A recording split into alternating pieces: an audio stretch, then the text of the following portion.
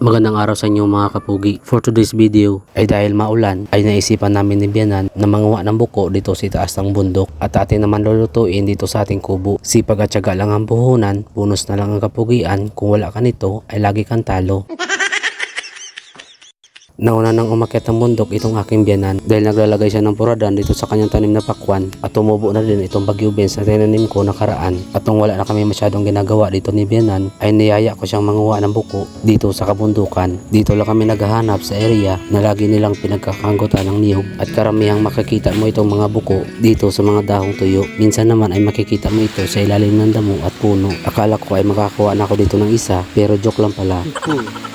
At mayat maya ay bigla na namang bumuhos itong malakas na ulan habang naghahanap kami ng buko dito sa kapaligiran. Tapos itong aking biyanan ay nakakita din agad ng buko habang umuulan. Ibinigay niya ito agad sa akin dahil mayroon ako ditong bitbit na lagayan. Isa pa lang yung nakuha namin dito ni biyanan. Hindi kami makapaghanap ng maayos dahil sa malakas na ulan at sa kakalakad ko dito sa kakahuyan ay mayroon naman kaagad akong namataan na buko dito sa ilalim ng puno. At akala ko ay sunod-sunod na itong aking mga nakuha dahil pagbukas ko nitong pangalawa ay wala na pala ditong residente nakatira. Buti na lang nang hindi kalayuan ay meron ulit ako dito nakuha. Hindi lang isa kundi dalawa pa.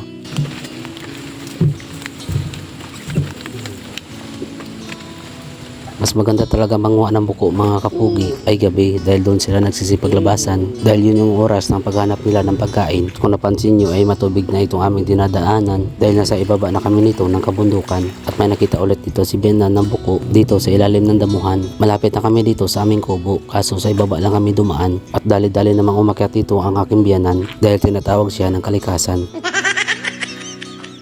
At nung natanaw ko na itong aming kubo ay nagsabi dito si Bianan na bababa na daw siya ng bundok dahil masakit daw ang kanyang ngipin dito mga kapugi. Kaya ako na lang mag-isa ang nangunguha dito ng buko. Buti na lang ay meron pa ako dito nakuha. Hindi na ako lumayo dito sa aming kubo mga kapugi. Hindi naman gaano karami yung ating kukuning buko. Kumuha lang ako dito ng sapat lang para sa panangalian ko dito sa kubo. At nung nakita kong sakto na itong aking nakuha ay bumalik na ako dito ng kubo. At kung napansin mo itong ating kalangitan ay parang nagbabadya na namang umulan. At nung dumating na ako dito sa aming kubo ay pinatong ko kagad dito sa lamesa itong dala kong buko. Pagkatapos ay inalis ko na din kagad itong takip ng bintana ng ating kubo at nagpalit lang ako dito ng tuyong damit para magsimula ng magluto. Ito lang lahat ang nakuha naming buko mga kapugi at saglit lang naman kami nanguha nito ng aking biyanan. Yun na nga lang ay nabutan lang kami doon ng ulan. Inugasan ko lang ito ng saglit pagkatapos ay nalagyan ng malinis na tubig para mapakuluan na ito kagad. Pagkalipas ng 30 minutes na papapakulo ay atin naman ito kagad hinango para palitan itong mainit na tubig ng malamig kaya ibinuhos ko na kagad ito para palitan ng bago at para hindi tayo mapasok dito. At nung hindi na mainit itong pinakulo nating buko ay nagsimula na akong tanggalin ang shell nito sa kanyang katawan para tanggalin yung hindi natin kailangan. Medyo mainit pa naman itong shell na aking hinahawakan. Pinilit lang natin tanggalin kaagad para atin nang malinisan. Inalis ko lang dito yung tiyan niya mga kapugi dahil ito yung pinakamadumi sa kanyang katawan.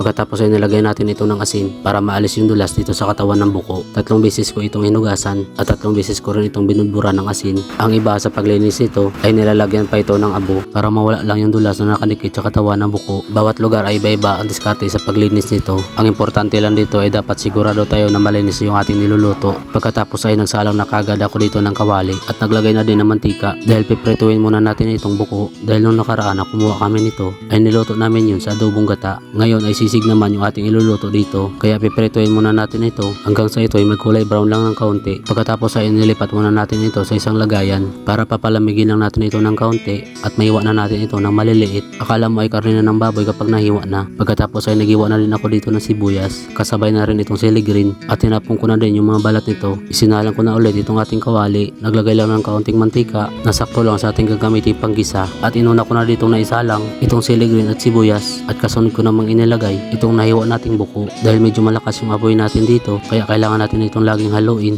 para hindi masunog ang ilalim. At naglagay na rin pala ako dito ng kaunting toyo na medyo tumapang naman ang timplada. Paminta para sa aroma, seasoning para sa pampabalansi ng lasa at manikos-mikos ko lang ito mga insan hanggang sa mahalo na lahat ang mga ricado. At naglagay na din pala ako dito ng itlog. Optional lang naman ito mga kapugi. Pwede mong lagyan at pwede namang hindi. Kagad ko naman itong hinalo dahil mabilis lang naman itong maluto at kagad ko naman itong inalis sa pagkakasalang para hindi na ito masunog ng tuluyan.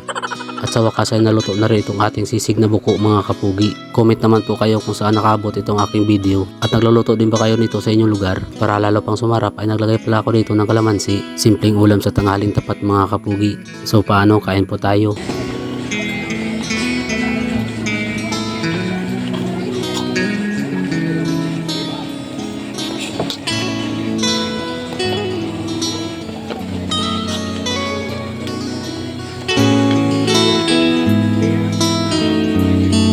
Sa mga nakaabot sa dulo ng aking video, maraming salamat at God bless sa inyong lahat.